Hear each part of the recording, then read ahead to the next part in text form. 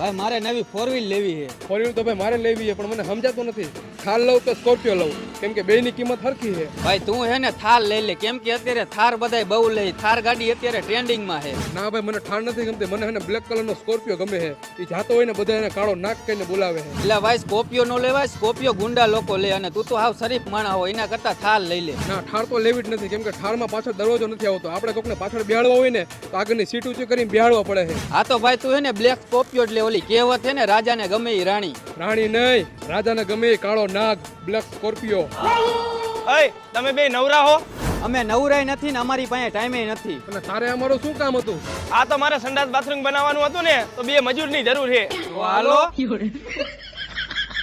હાલો જવા દો. કેટલું રોજ આપશો? 250 રૂપિયા હાલે ઈ. તો નથી આવું. અરે હારે જમવાનું આપી દઈશ. કોઈ નથી આવું. અરે બે દેશીની કોથરી પાઈ દઈશ.